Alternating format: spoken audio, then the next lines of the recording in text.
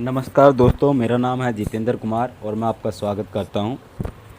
दोस्तों, आज हम रबर स्टैम्प बनाना सीखेंगे कि कैसे CO2 लेज़र मशीन से रबर स्टैम्प बनाया जा सकता है। दोस्तों, रबर स्टैम्प जो नॉर्मल तरीके से बनता है, जो स्टाम्पिंग मशीन से रबर स्टैम्प बनाते हैं, उसमें होता है क्या कि हमें बहुत सारे स्टेप करने पड़ते हैं। पहले डिज़ाइन तैयार कीजिए, फिर उसे बटर पेपर पे प्रिंट निकालिए, उसके बाद उसको कट करके उसमें सेट कीजिए उसके हिसाब से, फिर स्टाम्पिंग मशीन में डालिए, फिर जाके आप उसको स्टैंड पे पेस्ट करते हैं। तो लेज़र मशीन में इसका बिल्कुल उल्टा है। लेज़र मशीन में सिंपली 2 स्टेप पे आप इसको तैयार कर सकते हैं। वो कैसे कि हमें करना क्या होता है लेज़र मशीन में, सिंपली हमें एक डिज़ाइन तैयार करना होता है और उसको रबर की शीट पे इनग्रेव कर देना होता है। इनग्रेव करने के बाद आपका रबर स्टैम्प तैयार हो जाता है।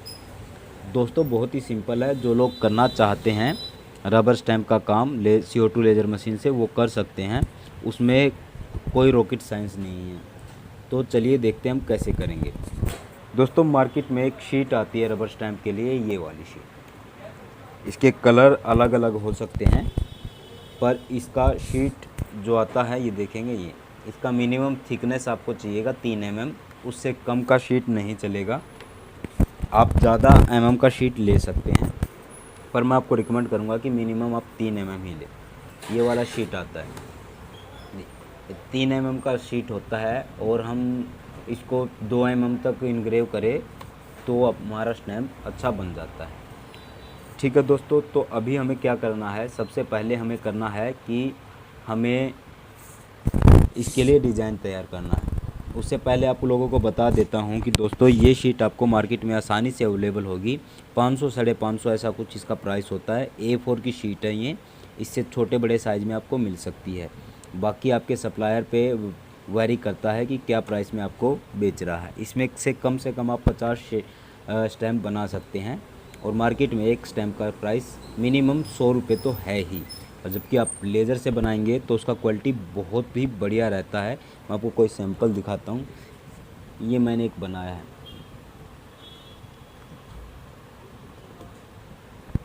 ये मैंने एक पहले बनाया हुआ है। एक और मैं आपको बात बताना चाहूँगा कि ये देखेंगे आप, इसको जैसे देखते हैं तो ये आपको उल्टा दिखाई देता है जी। तो हमें इसको उल्टा ही इनग्रेव करना होता है, ताकि जब हम इसको स्टैम्प लगाएं तो इसका इम्प्रेशन जो है सीधा आए। लेज़र मशीन से जब हम इनग्रेव करते हैं तो आपकी इनग्रेव पे डिपेंड करता है कि आपकी स्टैम्प की क्वालिटी क्या रहने वाली है। ये मैंने सिंपली 2 स्टेप पे बनाया हुआ है। आप चाहे तो पूरे साइज़ पे बना सकते हो, किसी भी डिज़ाइन में बना सकते हो। वो राउंड है या आपका ऐसे स्क्वायर में है, जैसे भी आपका रिक्वायरमेंट है आप वैसे स्टैम्प को बना सकते हैं। तो चलिए हम पहले एक डिज़ाइन तैयार करते हैं। तो दोस्तों, एक डिज़ाइन आप देखेंगे मैंने बनाया है रबर स्टैम्प के लिए। तो ये हमने कर लिया है, ये इसका आउटलाइन है, ये मैंने टेक्स्ट ले लिया है, और इसका जो अंदर का है टेक्स्ट के पीछे का बैकग्राउंड मैंने सब ब्लैक कर दिया है। ब्लैक करने का रीज़न क्या है कि मशीन इसी को इनग्रेव करेगी, और जो हमारे ये अल्फ़ाबेट हैं, जो भी हमने लिखा है, ये सब उभर के आ जाएंगे। तो हम अब इसको कर लेते हैं मिरर।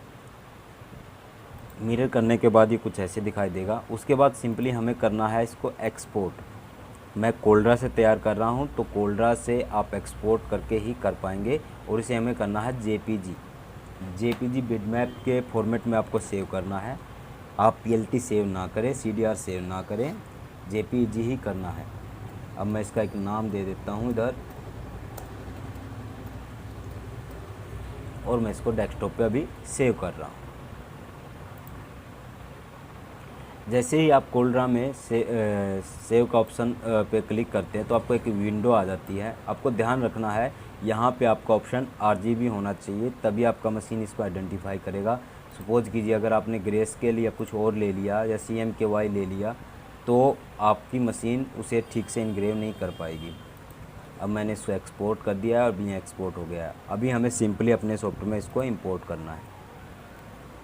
तो दोस्तों, हमने इसको इंपोर्ट कर लिया अपने सॉफ्टवेयर में। यहाँ मैं आपको एक और बात बताना चाहूँगा, जो आप इसका आउटलाइन देख रहे हैं, ये बाउंड्री ब्लैक वाला, ये हमने JPG इंपोर्ट किया है, तो मशीन इसको कट नहीं करेगी। तो हमें इसके लिए एक अलग से आउटलाइन तैयार करना होगा, ताकि मशीन इसी बाउंड्री को कट भी कर सके। तो उसके लिए आपको सेम साइज़ का एक सर्कल ड्रा करना है। तो हमने एक सेम शेप का ये ड्रा किया है रेक्टेंगुलर, और ये हमारे काम आएगा कट करने के लिए, जब हमें स्टैम्प को कट आउट करना है शीट से। दोस्तों, मैं जब भी कोई काम करता हूँ तो उसे करने से पहले एक बार पेपर पे कट करके चेक कर लेता हूँ। डायरेक्ट ऑब्जेक्ट पे कट करने से अच्छा है कि हम पहले पेपर पे कट करके देख लें, और उससे हमारा होगा क्या कि जो हमारा ऑब्जेक्ट है वो ख़राब होने से बच जाएगा।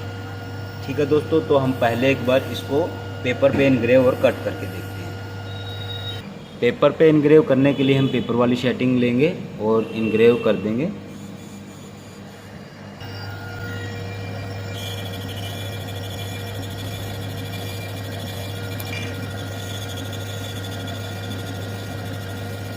अब ये देखिए दोस्तों, क्योंकि ब्लैक इनग्रेव होना था वो इसने इनग्रेव कर दिया है, और जो ये हमने लिखा था अल्फ़ाबेट, इसके साथ कोई स्पॉट नहीं था, तो इनग्रेव होने के बाद वो मशीन में नीचे गिर गया है। अभी ये तो हमने किया इनग्रेव, अब हम इसको कट करके देखेंगे। कट करने के लिए आपको सिंपली शेप को सेलेक्ट करना है और कमांड दे देनी है। तो लीजिए, हमने सिंपली कट भी कर लिया है, मतलब हमारा मशीन और हमारा डिज़ाइन दोनों में कॉम्बिनेशन हो रहा है। हम जैसा करना चाहते हैं वैसा हो गया है। तो अब हम इसको रबर शीट पे इनग्रेव और कट करेंगे। दोस्तों, पेपर कट करने का एक और बेनिफिट है, अभी आपको बताता हूँ कि ये जो शीट है हमारा, ये शीट कॉस्टली होता है और हमें इसमें से मिनिमम वेस्टेज निकालना होता है। तो जब पेपर कट कर देते हैं आप, तो आपको आइडिया मिल जाता है कहाँ से कहाँ तक कट होगा, और उसी हिसाब से आपको अपना शीट उस पर रख देना है। ठीक है दोस्तों, ये देखिए, अब ये यहाँ से यहाँ तक कट होगा, और अगर आप इस पे ऐसे ही शीट को एडजस्ट करेंगे तो आपका वेस्टेज जो है मिनिमम होगा।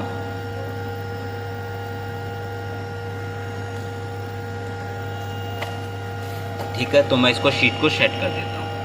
ये हमने कटी हुई जगह पे शीट को सेट कर दिया है, और अब हम अपना इनग्रेविंग का कमांड देंगे। दोस्तों, जितना डेप्थ आप ज़्यादा लेंगे उतना ज़्यादा अच्छा आपका जो इम्प्रेशन आएगा स्टैम्प का, तो उसके लिए नोही का। अगर दोस्तों इतने से आपका इम्प्रेशन अच्छा नहीं आता है तो आप दोबारा भी कर सकते हो उसी शीट पे, बस आपको लोकेशन से हिलाना नहीं है और आपको दोबारा से कमांड दे देना है। ये देखिए दोस्तों, हमारा इनग्रेविंग जो है कंप्लीट हो गया है। अब हमें इसे शीट से कट कर लेना है। कट करने के लिए दोबारा से हम अपने कंप्यूटर में चलते हैं। हमने जो शीट एक ये शेप बनाई थी, अब हम इसको सेलेक्ट करेंगे, सिंपली कट पे क्लिक कर देंगे। पावर आपको इसका उसी के हिसाब से रखना है, क्योंकि शीट रबड़ का है और 3 mm का है, तो मैं अभी 5-10 से काट रहा हूँ।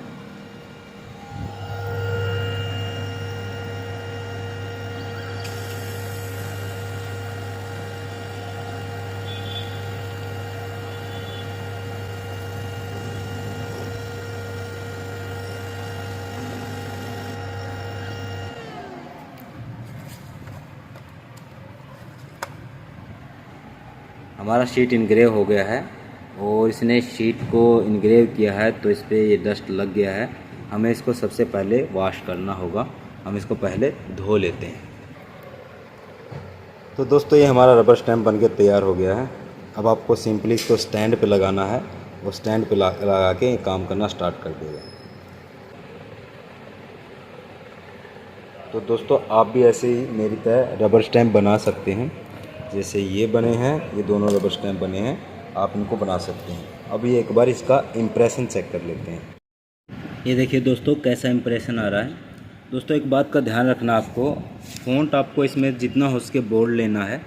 जितना मोटा होगा उतना अच्छा आपका इम्प्रेशन आएगा, और जितना बारीक होगा उसका इम्प्रेशन स्टैम्प में हमेशा कम ही आता है। आप कोई भी रबर स्टैम्प बनाए, किसी भी तरीके का आप रबर स्टैम्प बनवाते हैं। ठीक है, तो आशा करता हूं कि आपको सब कुछ समझ में आ गया होगा। अगर आप लोगों की कोई क्वेरी है, आपको समझना चाह रहे हैं और आपको नहीं आया है कुछ समझ में, तो प्लीज़ आप मेरे को कमेंट करें और मैं आपको रिप्लाई करूंगा। ठीक है दोस्तों, अगर वीडियो आपको पसंद आया तो प्लीज़ लाइक कीजिएगा, चैनल को सब्सक्राइब करें जो लोग नए हैं।